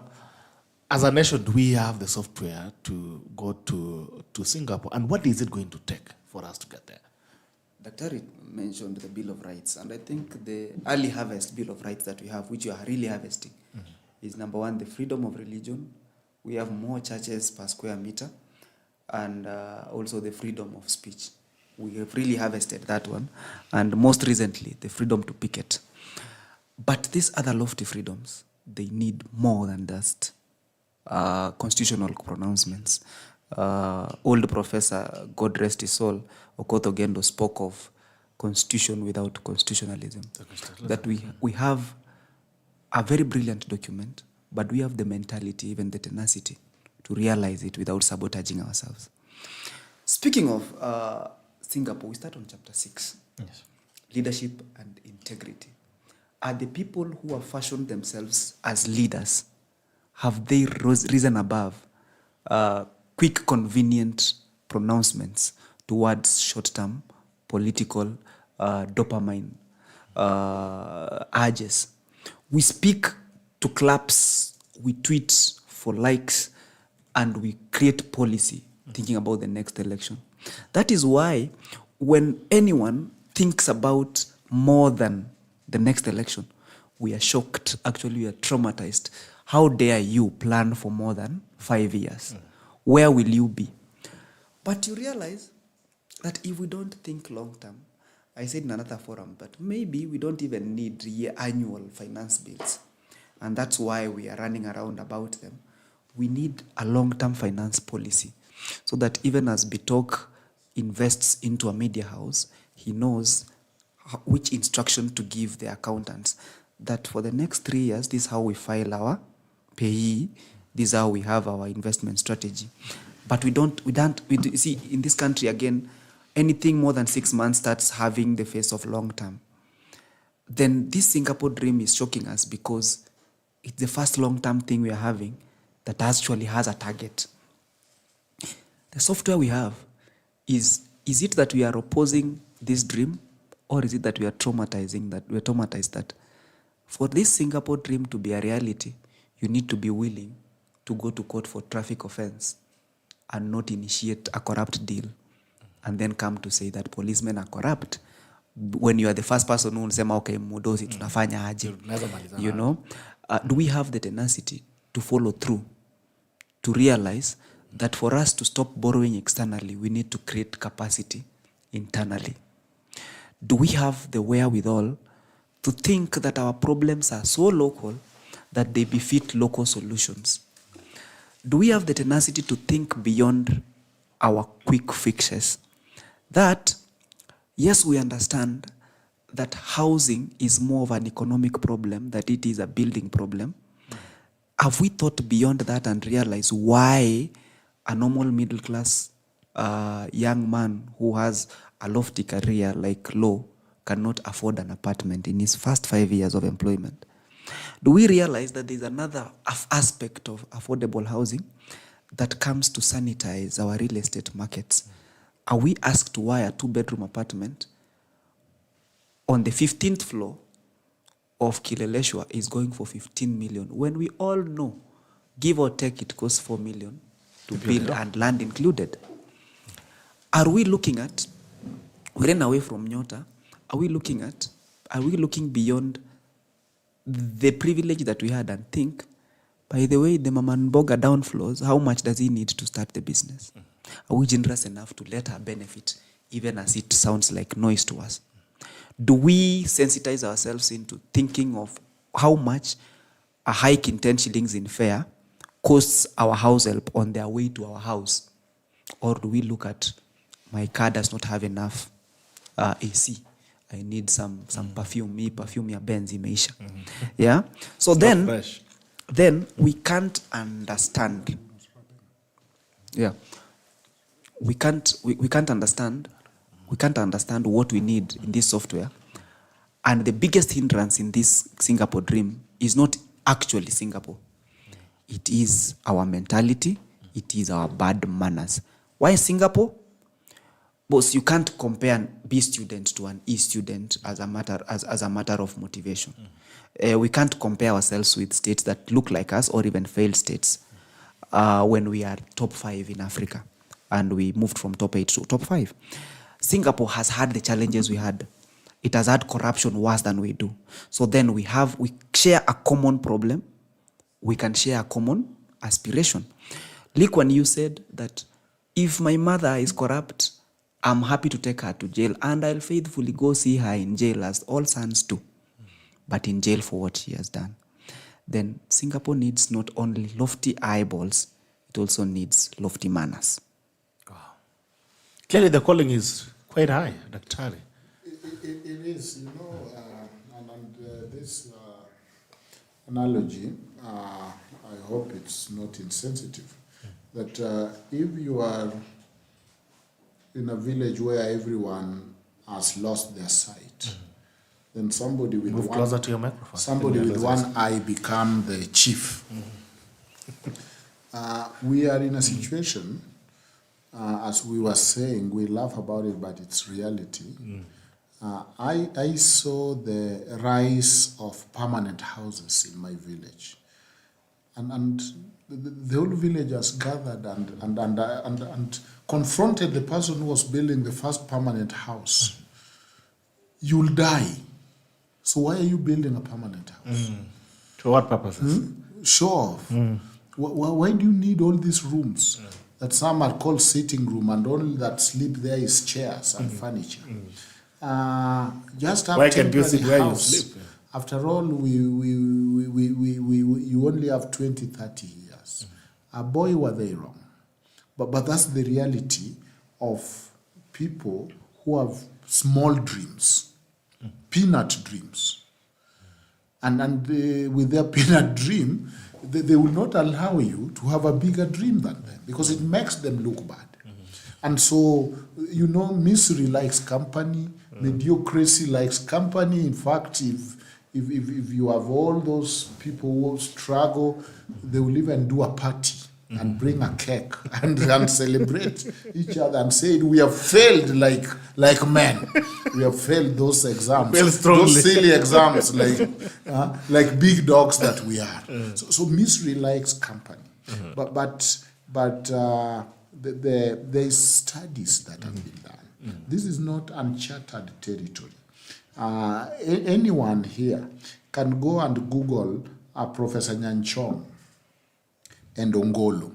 They did longitudinal studies about what they were calling Asia tigers and the difference between them and African countries. They selected 4 African countries, and Kenya was one of them. And so Nyanchom was a professor here of development studies in TUK, and Ongolo is still there. We go to the same church. I talk to him. He has put in my hand the studies that he had about the Asia tigers and where the African countries, and that's why it's a leadership issue. We remain behind, even with our many series of presidents, the past. One, he concluded that Kenya missed this thing from 1970. And so I'm not just pontifying, I'm citing a study by Ongolo and Nyanchom. You can Google it and find serious studies about the Asian tiger and the 4 African countries, and Kenya being one of it. That it is from 1970 that we missed the road. And we missed it on 3 things. This is what Singapore did. Number 1, meritocracy. They are serious on the issue of merit. And we need to be serious on the issue of merit. We need to be negotiated on the issue of mediocrity and nepotism and tribalism and all these other isms that do not serve our people. So Asia relied on highly qualified local talent, committed to national development, that they avoided corruption. So they rewarded their public servants. They are paid higher than politicians. In Singapore, if you want to make money, go to public service, not politics. And so politics remain for service to the country. And so merit. Number 2, they started by focusing on rural development. They did extensive agro-industrial focus with village-level value addition, so that we should not be still carrying fish the way our ancestors carried fish, or the way an eagle will land in water and carry fish without value addition all the way to Gikomba in baskets. Yeah? So you're saying you're operating like mwewe. Just the same way a bird lands on Oginga Beach in Homa Bay and pick its fish and go is the exact way that these fishermen want to take the fish and carry it to Nairobi without value addition. So they got into value addition.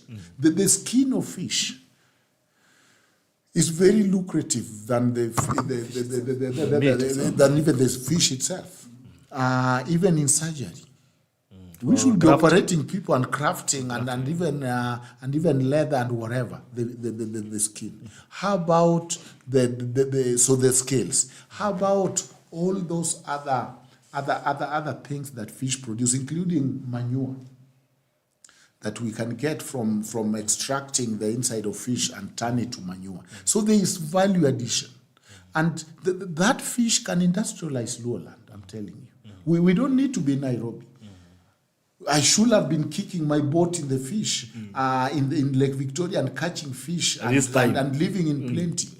But because there is no value addition, because now the person carrying fish will make money, the person banking the money for fish is here, the entertainment join, and boy do we have them, will be thriving, and the economy, the circular economy will be going on. So value addition.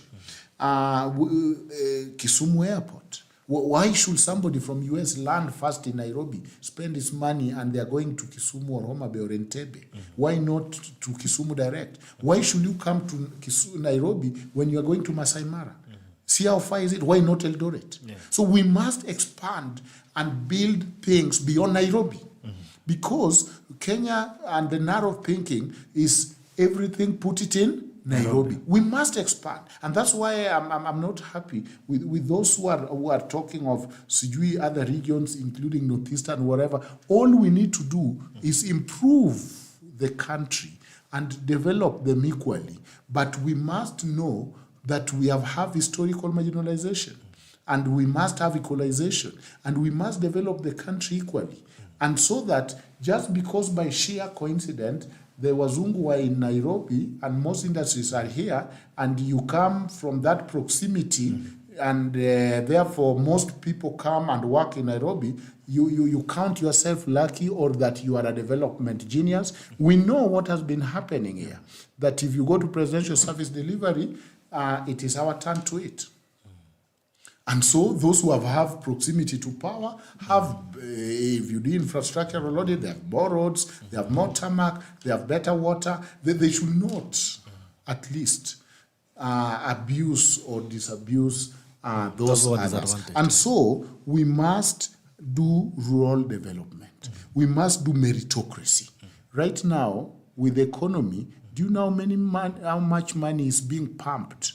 Even with diaspora. Most of those diaspora, you saw, I almost cried when I saw Honorable Gashago, Excellency, telling people in diaspora, please don't remit money to your mothers at home so that the president suffer. How is the president going to suffer?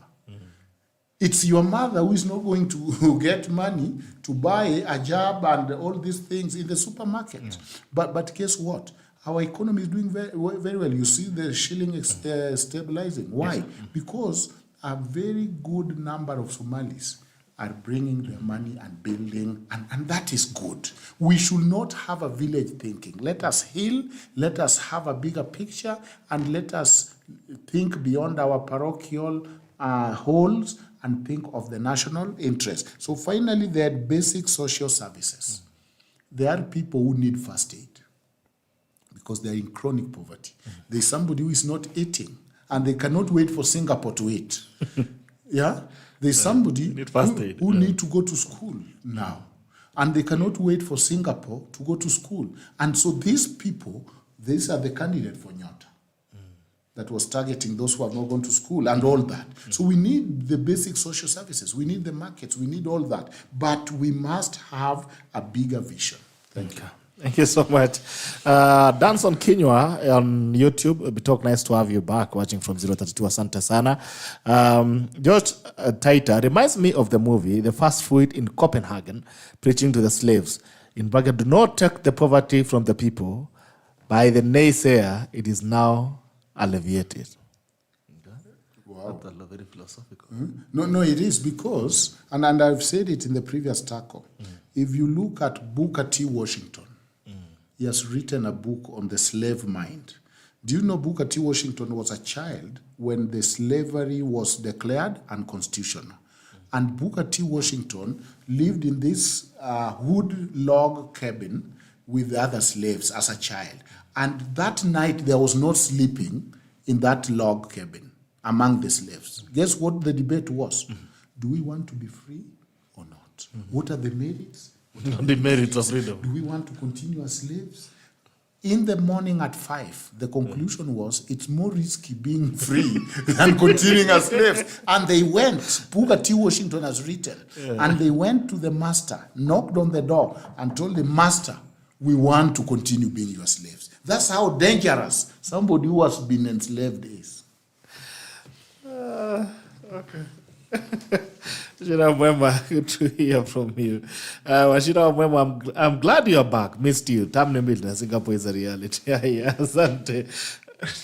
Now, even as we wind up, Wakili, are we saying, finally, what is the consensus? Like Duncan is saying, are we saying, yeah, we are good at being slaves? And you're telling the slave master, hii safari unaleta, Keep it. Si atuendi. Keep it. We are not going. We are not bothered. So, the importance of Kenya in even the colonial scramble and partition of Africa was merely geographical. Kenya was not useful in any way to the British East African Company, other than it blocking their way to Uganda. They came to realize that Kenya could be useful when they got to central Kenya, and they realized this soil can do something.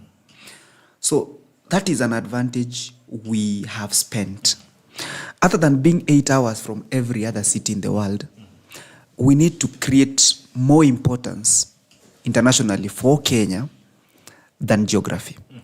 And if we can't see it, that our neighbors are becoming more friendlier or even more easier to do business with. Our biggest strength that is remaining, other than geography, that everybody wants the military base here because they can respond to anything in less than 8 hours. If we don't create our own infrastructure, if we don't start value adding our local produce, if we stop thinking the same way we thought, we are losing that advantage, and we are losing it fast to people who are less sophisticated than we are. But this comes with us being patriotic first. That somebody goes to a university and speaks to young people that unajua penye munaenda hakuna makazi. There is a problem with that mind. That we need to sell this country as the gem that it is. Number one, keep the white color of our flag there. Number two, create value intrinsically. We encourage our children to bring money home. We encourage our technocrats to make value here. We realize that avocados from Nyacheki market can make shampoo. We realize that matoke from Nyamira or even Nyamache can make biscuits. We learn that what Prof has said, that an airport in Nyangusu will create a market both for Masai Mara in Kilgoris, but also apartments and prados that will be hired by those people to view our animals. That there's no reason for fish to be transported to 500 kilometers away for it to be processed. Can we take the factory there? That our brains are so good that we can export that and monetize it. That kuwa mpinzani sio kupinga kila kitu. Clap for what works, ask questions for what doesn't. That now makes us more Kenyan than we are politicians.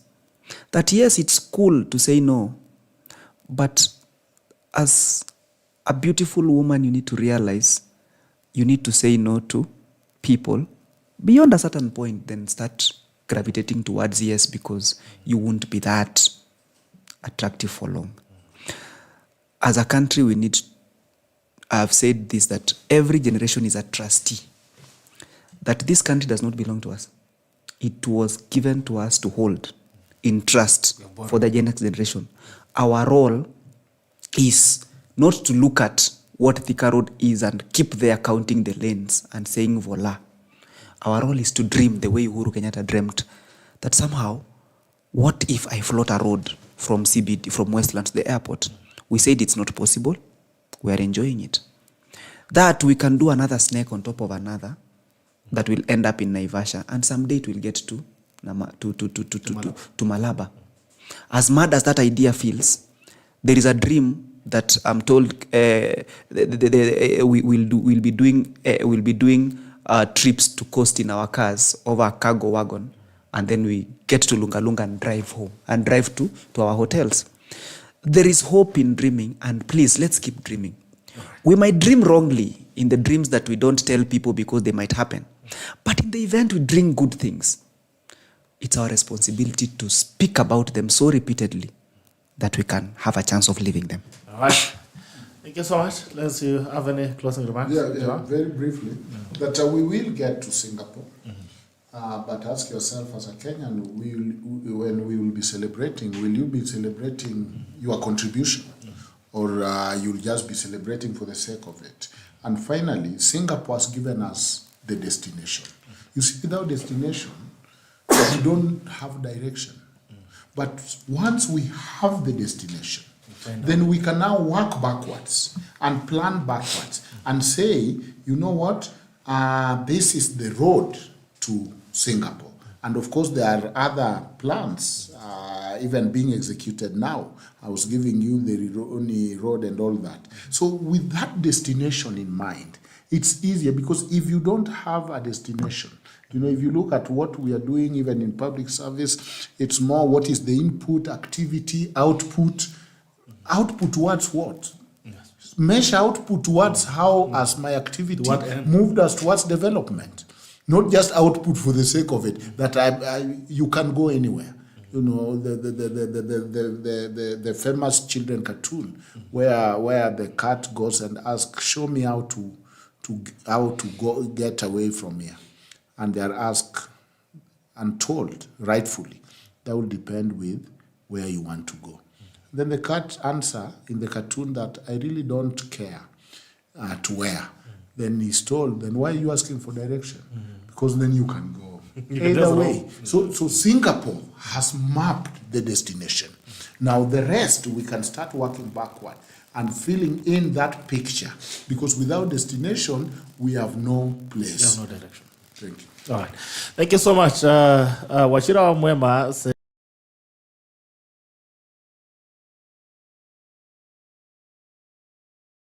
all right. Thank you so much, gentlemen, for joining for this evening. It's been a very insightful session. And also the fans who are back and are very excited to have us back. Thank you so much. Without you, Sisia Tupo. It's only you guys that we're going to ride on your shoulders so that we can continue having these conversations day after day. Until next week on Wednesday. So remember, for now, we'll be coming to you once a week, every Wednesday from 7:30 to 9:30 p.m. for 2 hours. As we move forward, we'll ensure that we come in more regularly. But until then, wish you a very good night and a very good part of the remaining week. Please remember that you can find these conversations again. It's uploaded on YouTube. You can go to The Tackle on YouTube. You'll still find it there. Or you can find it as well on the Facebook. It'll remain on Facebook, so you can rewatch again and share with your friends, so to ensure that we can keep this conversation going and we continue to grow the channel. Please subscribe. Again, please like and subscribe to our YouTube channel so that you don't miss the next episode. Wake a bell. Go on there, wake a kakengele, go up on you. Do a notification so that the next time we are live, you don't get to miss it. Until next Wednesday, I wish you a very good night and thank you so much for everything. Bye-bye. This has been The Tackle.